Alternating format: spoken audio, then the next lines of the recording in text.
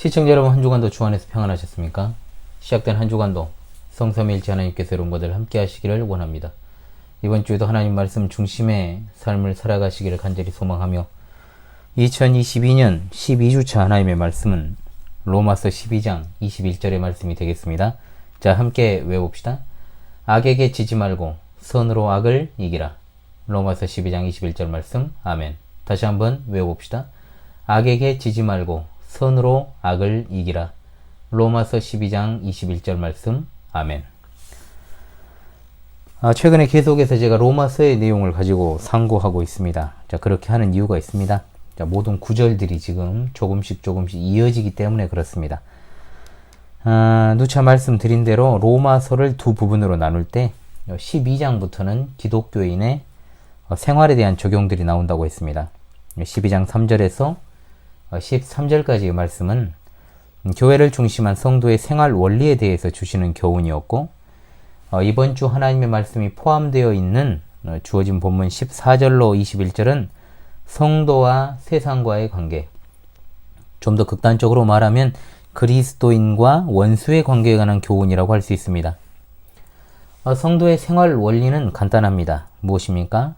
성도는 세상과 같이 생각하는 것을 멈추고 성도답게 생각하라는 것입니다.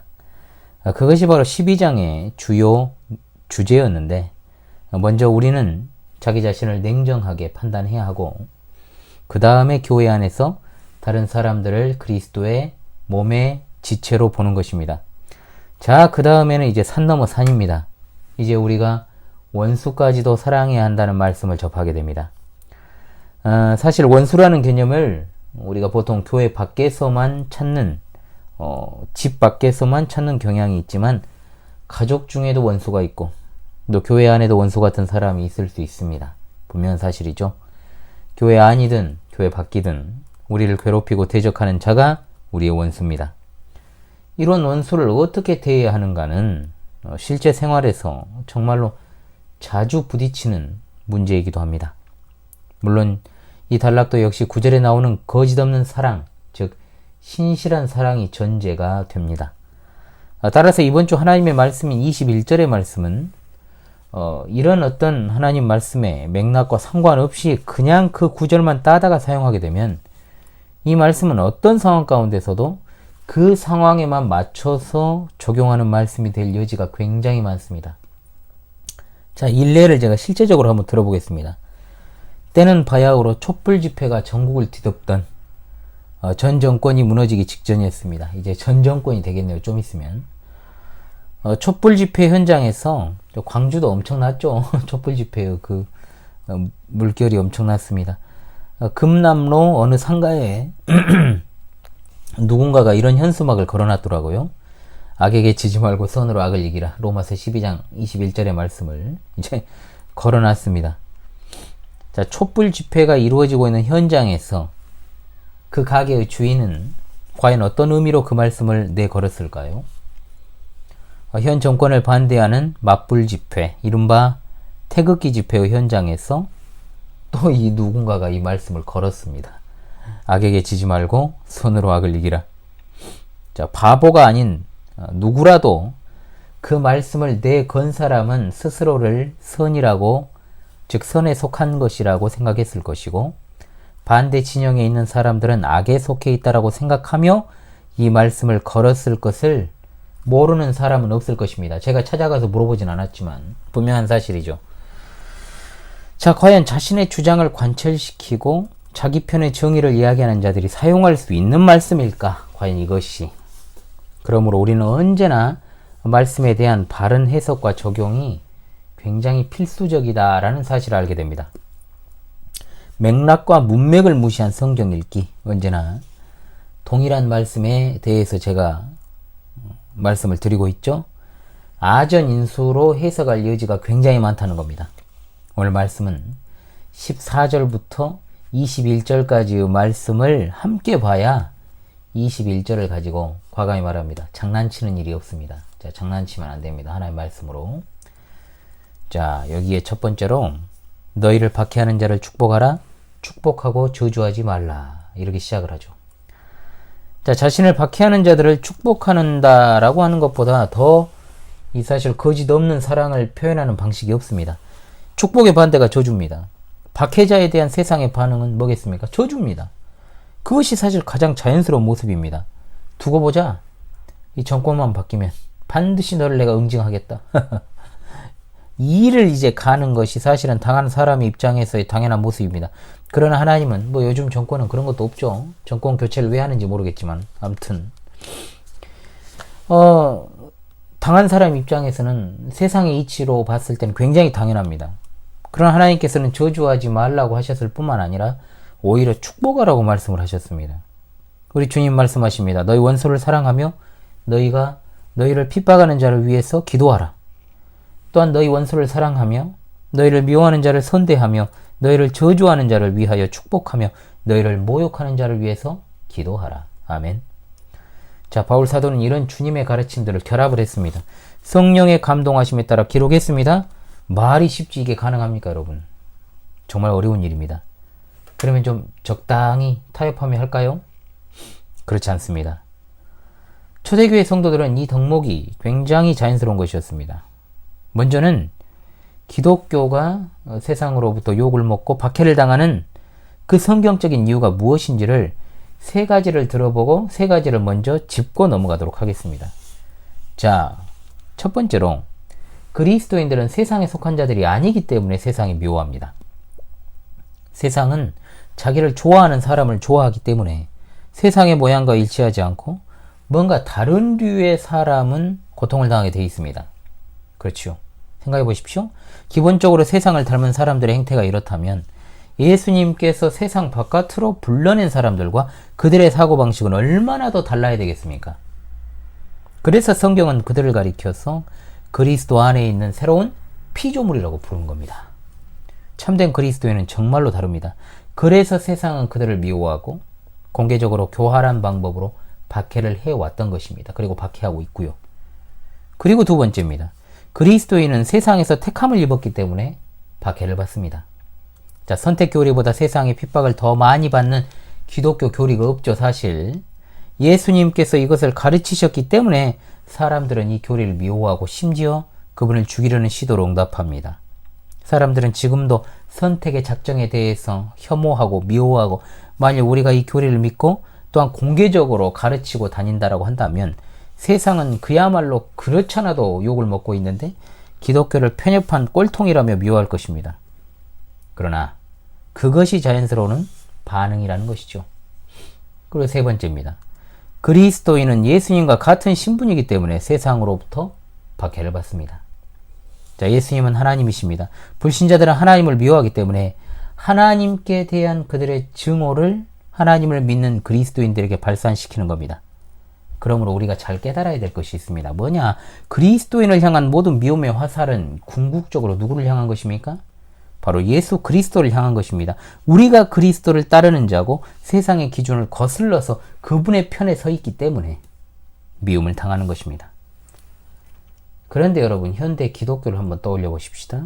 기독교가 역사적으로 늘 비난을 받아왔습니다만 현재 지금 기독교가 욕을 먹는 이유는 좀 다릅니다. 달라요. 왜 욕 먹습니까? 첫 번째, 교회 다니는 격가지 신자들이 비종교인들보다 못한 도덕성을 가지고 있기 때문에 욕 먹고 있습니다. 두 번째, 세상이 하는 더러운 행위를 교회가 똑같이 하고 있기 때문에 욕먹고 있습니다. 세 번째, 첫째와 둘째의 복합입니다.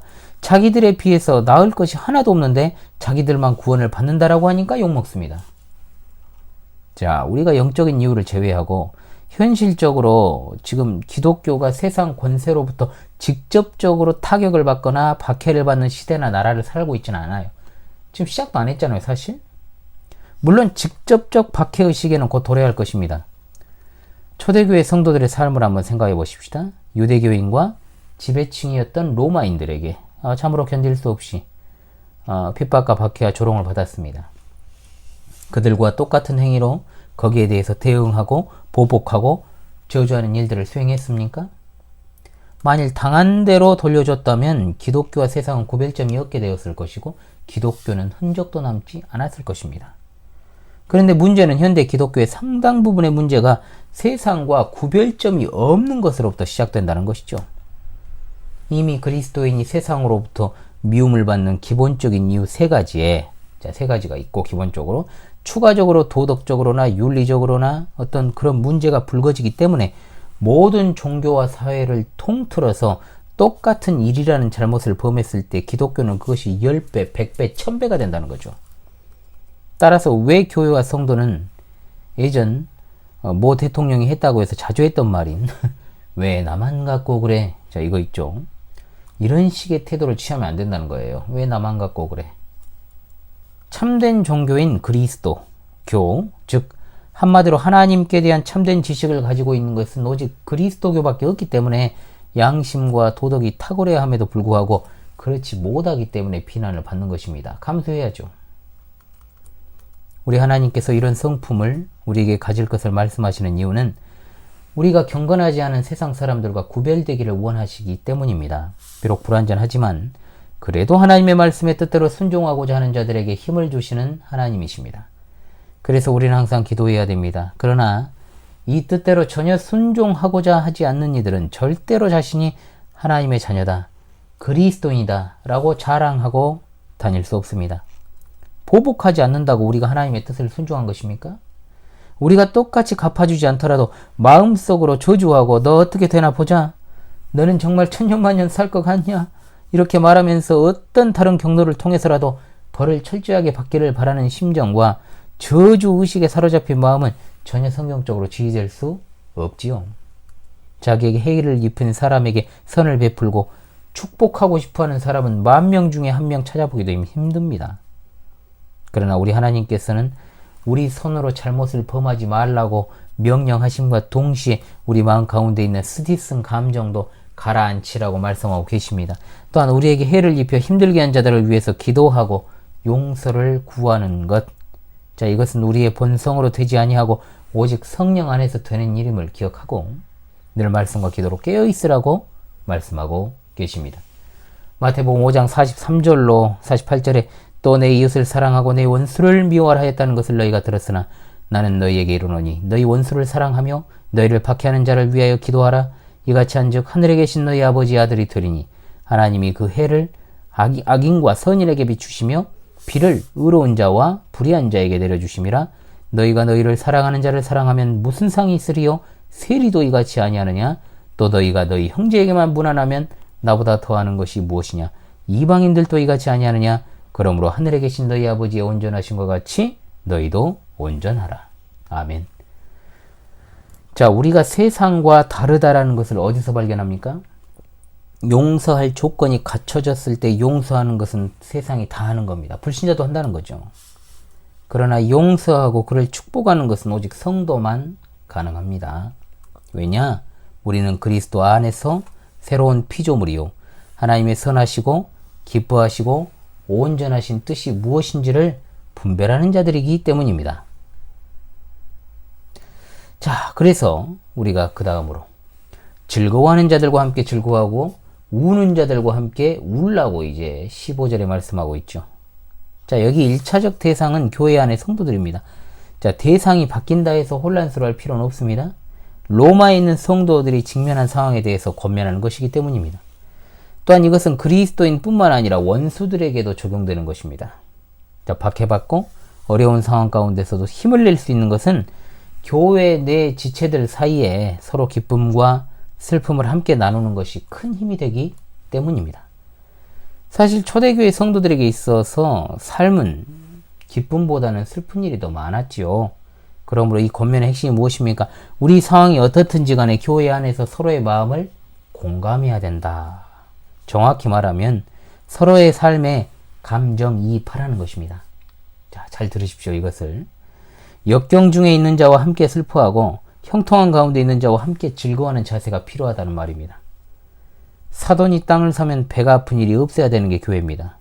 그것은 이미 탐욕과 시기가 들어와 있다라는 것이요, 우리가 아니라 남이라는 개념으로 보는 것이기 때문입니다. 또한 교회 내에 누군가 아픔과 슬픔을 당하였을 때 같이 슬퍼하는 것, 참 이게 쉬운 것 같지만 쉽지 않은 일입니다. 빌립보서 2장 17절로 18절에 만일 한 지체가 고통을 당하면 모든 지체도 함께 고통을 받고 한 지체가 영광을 얻으면 모든 지체도 함께 즐거워하나니. 아멘. 우리가 하나님의 거저 주신 은혜로 말미암아 구원받고 그리스도 예수 안에서 한 몸을 이루고 한 피 받은 형제 자매라면 성도 개인에게 기쁜 일이건 슬픈 일이건 상관없이 함께 거기에 참여해야 되고 또 기쁨과 슬픔을 나누어야만 하는 것입니다. 하늘 가족은 영적인 친족입니다. 지상의 어떤 관계도 뛰어넘는 관계입니다. 그러나 현대 신자들은 너무나도 교회에 대한 의식이 박약하고 이기적이 짝이 없어요. 하나님으로부터 선택받은 택자들의 무리라는 어떤 은혜의 개념보다는 사회생활의 연장에서 교회를 생각하고 또 교회를 특별하게 생각한다고 해도 그것을 어떤 자신의 마음의 안식과 영적인 위로를 위한 종교적 측면에서 생각하기 때문에 하늘가족이나 어떤 영적 친족이라는 어떤 개념이 자신의 현실적 상황이나 이해관계에 부합되지 않을 때 그냥 팽개쳐버리는 그따위 행동들을 하고 있다는 것이죠. 그것이 얼마나 끔찍하고 무서운 일인지 모릅니다. 왜냐? 그런 사람들은 그리스도 안에서 새로운 피조물이라는 것이 무엇인지를 모르는 사람들이기 때문입니다.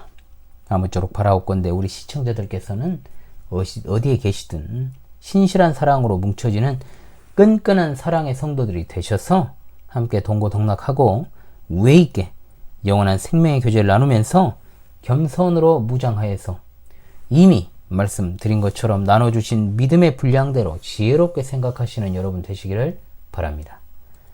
자, 그리고 세 번째로 나오는 말씀, 서로 마음을 같이하여 높은 데 마음을 두지 말고 도리어 낮은 데 처하며 스스로 지혜 있는 채 하지 말라 그랬습니다. 자, 말씀 그대로 쭉 이어서 보고 있습니다. 앞선 권면과 이어지고 있습니다. 교회 내에서 서로 저울질을 하잖아요. 이건 하나님 앞에서 어리석고 부끄러운 일입니다. 다 같은 하나님의 자녀이기 때문에 누가 높냐? 누가 낮냐? 누가 더 낫냐? 뭐 이런 거? 부질없는 생각이라는 것이죠. 아울러 서로를 향해서 같은 마음을 품지 못하게 하는 큰 장애물이 여기 나오죠. 바로 높은 데 마음을 두는 자의 태도입니다. 교회에 필요 없는 것이 뭐냐? 야만과 자만심입니다. 교회 직분도 마찬가지입니다. 교회 직분은 감투가 아닙니다. 계급이 아니라는 거죠. 그리스도께서 승천하시면서 교회에 선물로 주신 것이 직분입니다. 덕을 세우기 위해서 상대의 덕을 세우고 상대를 돕기 위해서 더욱더 낮아지는 것이 직분입니다. 그리하면 다른 성도들을 더욱더 겸손한 자세로 신앙생활을 잘 하게끔 도와서 주님의 몸된 교회를 세우는 것이 바로 직분이라는 것이죠. 그러나 자신이 직분을 가졌다 해서 높은 채 하거나 목사가 무슨 특별한 권세가 있는 것처럼 행세하고 마치 지가 하나님인 것처럼 그렇게 행동하면 그것은 이미 이 말씀의 권면에서 벗어난 것 아니겠습니까? 분명히 말씀하지 않습니까? 도리어 낮은 데 처하고 지혜 있는 채 하지 말라고. 지혜 있는 척 하지 말라는 겁니다. 있는 척 하지 말라는 겁니다. 우리 주님은 친히 나는 마음이 온유하고 겸손하다고 말씀하셨습니다. 튀는 행동하지 말고 공치사하지 말고 말을 줄여야 됩니다. 기독교인은 관종되면 안 됩니다. 관종짓 하면 안 됩니다. 기독교인은 자, 세상 사람들 하라 그래요. 그러나 그리스도인들은 그러면 안 됩니다. 관종짓 하지 말고 공치사하지 말고 말수를 줄여라. 잠언 10장 19절의 말씀에 말이 많으면 허물을 면하기 어려우나 그 입술을 제어하는 자는 지혜가 있다라고 분명히 말씀합니다. 정말 귀한 봉사를 잘 해놓고도 낮고 낮은 자리에서 비천한 종의 자세로 행하지 않으면 그것은 사람들의 박수를 받을 수는 있겠지만 박수 쳐주죠. 당연히 눈에 보이는 게 그거니까. 그러나 하나님께서는 정작 그 사람의 섬김을 받지 않으십니다. 벼는 익을수록 고개를 숙인다고 하지요. 그런 어떤 세상 속담도 있을진데 그런 것도 파악하지 못하는 비상식적인 사람이요. 또한 동시에 우리를 위해서 겸손의 왕으로 오신 예수님을 업신여기는 사람이 되지 말아야 될 것입니다. 우리는 구원을 받았지만 여전히 죄인입니다. 사람들과의 어떤 비교 속에서 자신을 바라보지 말고 늘 하나님의 말씀에 비추어서 하나님 앞에서 자신을 바라보는 여러분 되시기를 바랍니다. 주위에서 어떤 신앙이 잘 성장하지 않는 사람들의 공통점이 있습니다. 그게 뭐냐? 제가 발견하고 제가 나름대로 분석하고 연구를 많이 하잖아요. 자꾸 남을 의식하는 신앙생활 하는 사람은 신앙이 잘 성장하지 않아요. 그런 사람도 공통점이에요. 남을 의식해요. 남을. 참 안타깝습니다. 훗날 어떤 위치에 여러분이 있든지 이것이 기본이 되면 하나님 앞에서만 내가 판단을 받아야 되겠다라는 생각이 들 것이요. 사람 앞에서 어떤 있는 척, 아는 척, 척척하지 않는 그런 겸손한 성도로 크게 쓰임받게 될 줄로 믿습니다. 아멘. 그리고 네 번째, 아무에게도 악을 악으로 갚지 말고 모든 사람 앞에서 선한 일을 도모하라고 했습니다. 자, 17절과 18절은 같은 맥락으로 이제 이어지는 것입니다. 더 나아가서 이제 19절에 너희가 친히 원수를 갚지 말라는 말씀이 이제 이어지지 않습니까? 자, 바울 사도는 여기서 다시금 성도와 세상 사람들의 관계에 대해서 권면을 하고 있습니다. 진정한 사랑은 교회에서 뿐만 아니라 세상에 대해서도 합당하게 나타난다라는 겁니다. 왜 그리스도인들은 악을 악으로 갚지 말아야 됩니까? 하나님의 의로운 자녀로서의 신분에 맞는 행동이 아니기 때문에 그렇습니다. 악을 악으로 갚아야 한다면 가장 먼저 갚음을 받고 죽어야 될 게 누굽니까? 우리입니다. 납니다. 악을 악으로 갚지 않고 도리어 우리를 구원하여 주신 하나님께 감사하면서 우리는 선한 일을 위해서 지음을 받은 새로운 피조물이요 선한 일에 열심하는 친백성이 되기 위해 구속함을 받은 하나님의 자녀임을 기억하십시오. 하나님께서 우리를 구원하신 것은 선한 일을 하도록 하기 위함이라 했습니다.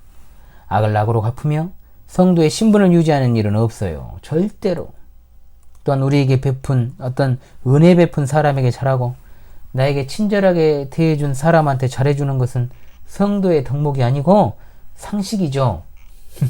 그렇지 않습니까? 상식에 속하는 것이므로 당연한 것입니다. 우리는 이 세상에서 탁월한 신분을 가지고 있다는 것을 여러분 잊지 마십시오. 세상과 피차 일반의 삶을 살지 않으시기를 권면합니다. 주일에 교회 가는 것 외에 세상 사람들과 구별될 것이 하나도 없다면 얼마나 여러분 슬픈 일인지 모릅니다. 우리의 선한 행위를 통해서 내가 아닌 하나님께서 영광을 받으신다면 할렐루야 아멘이지만 세상 사람들이 우리를 칭찬할 만한 아무것도 보지 못하는 것은 하나님의 영광을 잃게 만들어 버리는 것이고 그렇지 않아도 하나님께 영광을 돌리기는커녕 오히려 하나님의 영광을 가리는 일이 되어버리고 만다는 것이죠. 세상 사람도 하지 않는 것을 하면서 구원받았다라고 외치니 교회가 욕을 먹는다라고 제가 말씀드렸지 않습니까? 아무리 세상이 부패하다고 해도 사람들이 교회를 욕하는 이유가 뭐겠습니까? 그래도 종교라고 하는 것은 선한 일을 하는 것이야 한다. 최소한의 상식을 가지고 있기 때문에 그렇습니다. 그런데 교회, 즉 목사나 성도라 이름하는 자들이 상식선에서 하지 않아야 하는, 즉 세상 사람들이 보편적으로 선이라고 생각하는 것조차도 행하지 않으면 도대체 누가 그리스도인이고 누가 비그리스도인입니까? 구별이 됩니까, 여러분? 그리스도인의 생활의 기초는 상식과 도덕입니다. 그 밑바탕에 반드시 있어야 됩니다. 그게 당연한 겁니다. 자주 말씀을 제가 드립니다. 죽을 때까지 강조하겠습니다. 그리스도인이기 이전에 교회 다닌다라고 말하기 전에, 예수 믿는다라고 말하기 전에 먼저 사람이 좀 돼야 됩니다. 사람 아닌 것들이 많으니까 진짜 뭔 말이냐. 주신 말씀을 가지고 쉽게 제가 적용을 하죠. 나한테 잘해주는 사람한테 잘하는 건 상식입니까? 아니면 크나큰 선을 행하는 것입니까? 상식입니다. 내가 속한 교회를 섬기고 목사의 바른 지시에 따르는 것은 상식입니까? 아니면 교회와 목사에게 큰 호의를 베푸는 것입니까? 상식입니다. 나를 낳아준 부모에게 잘하는 것은 상식입니까? 아니면 큰 선을 행하는 것입니까? 상식입니다. 부모가 자식을 바른 길로 인도하기 위해서 애쓰는 것은 상식입니까? 아니면 큰 선을 행한 것입니까? 상식이라는 거죠. 그런데 교회 안에는 이런 상식도 없는 사람들이 있다는 거예요. 성도라 이름하는 자들이 기본도 갖추지 못한 채 구원을 논하고 성화를 논하고 성경을 논합니다. 목사이기 이전에 사람이 돼야 됩니다. 진짜 사람 같지 않은 것들도 있거든요.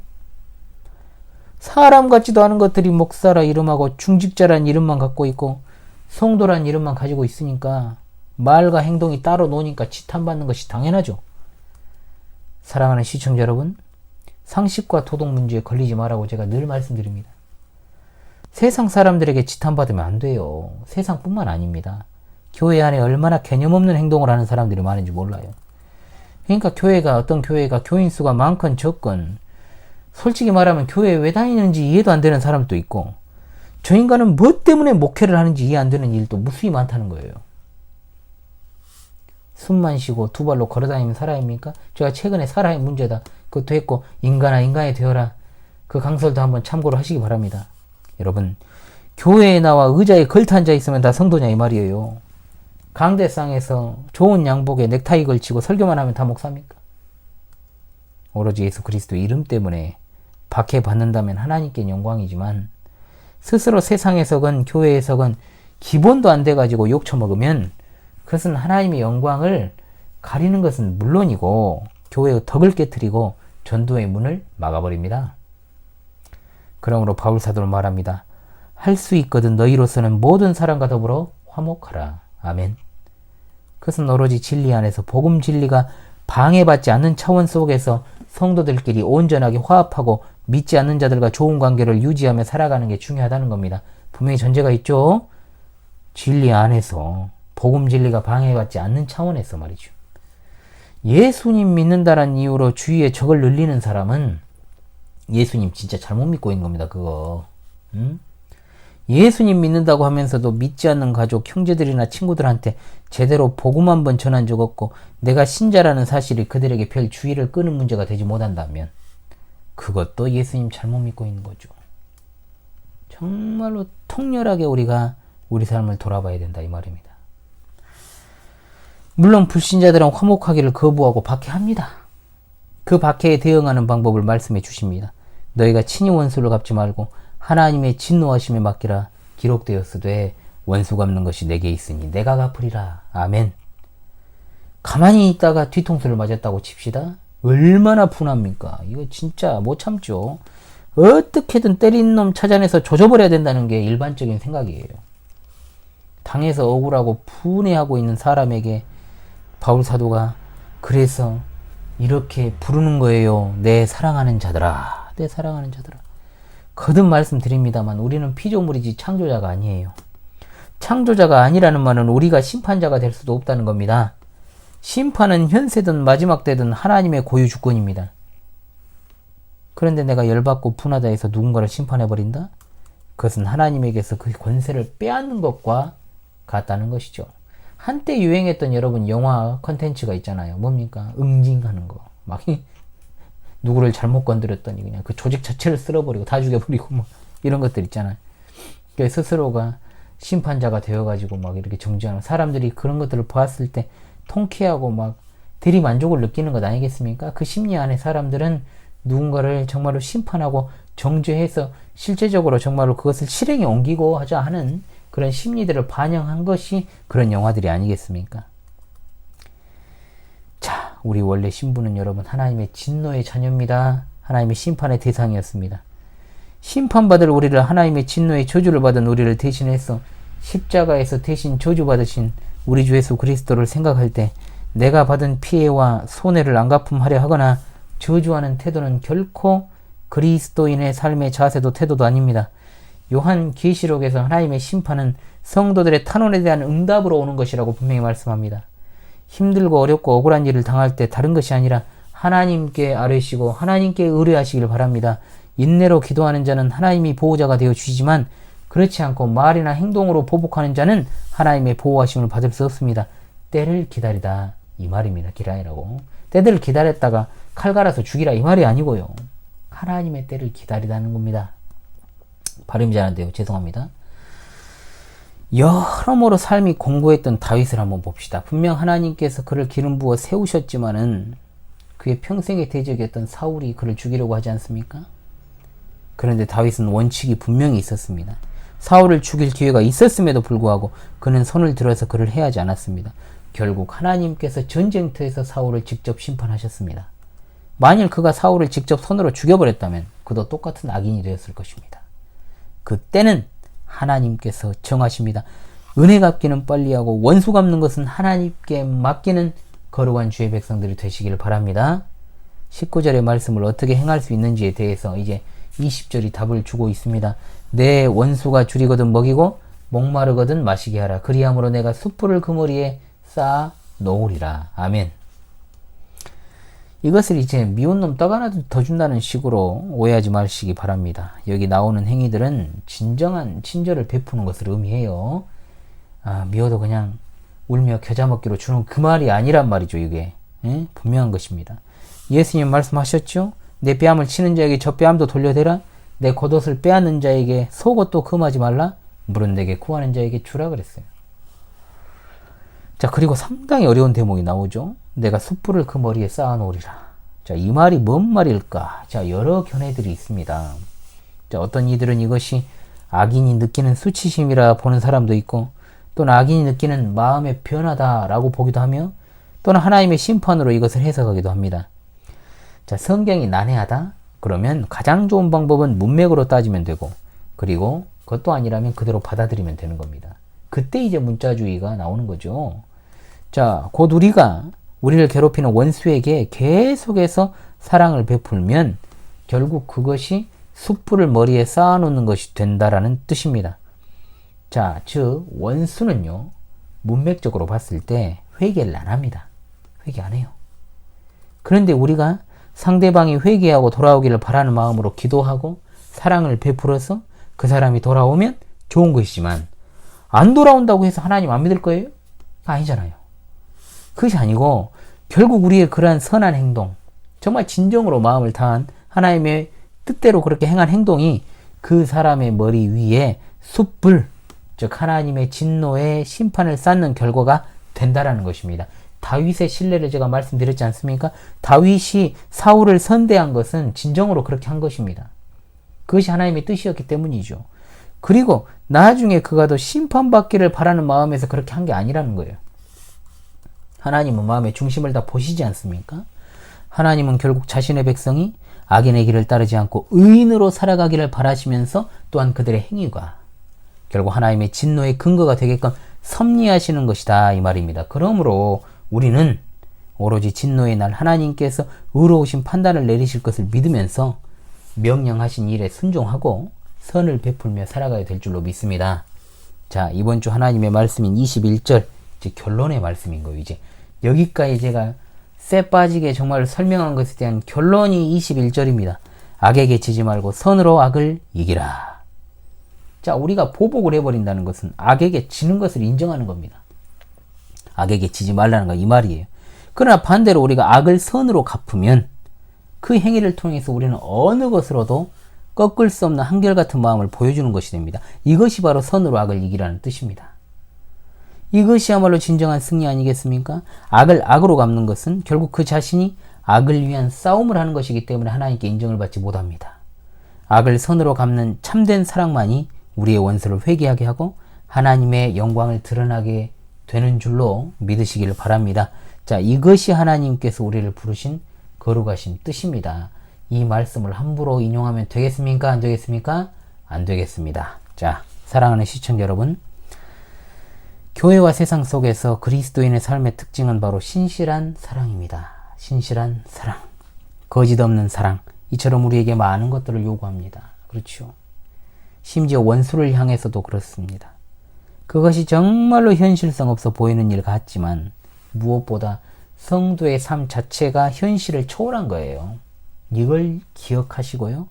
나를 위하여서 십자가에 달려 대속의 죽음을 당하신 예수 그리스도를 통한 하나님의 참 사랑을 기억하면서 새로운 피조물로서 합당한 하나님의 자녀로서 구원의 놀라운 은혜를 체험한 자로서 너무나 큰 용서를 갚을 수 없는 죄에 대해서 받은 자로서 선으로 악을 이겨내야만 될 것입니다. 또한 예수 그리스도를 따라 살아가야 됩니다. 우리는 예수 그리스도와 연합한 자들입니다. 그분을 닮아서 그분이 걸어가신 길을 걸어가야 됩니다.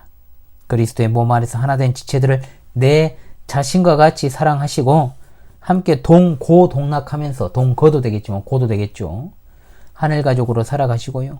또한 세상에 대해서 구별된 하나님의 백성으로서 가장 먼저는 상식적인 판단과 행동 그리고 개념을 가지고 하나님의 말씀에 합당하게 선으로 악을 이기며 살아가는 여러분 모두가 되시기를 바랍니다. 여러분, 이번 주 하나님의 말씀의 뜻을 다시금 생각하시면서요, 로마서 12장 21절의 말씀을 외우면서 하나님의 신실한 사랑, 그리고 우리가 행해야 될 신실한 사랑을 생각하며 나아가도록 합시다. 악에게 지지 말고 선으로 악을 이기라. 로마서 12장 21절 말씀, 할렐루야, 아멘.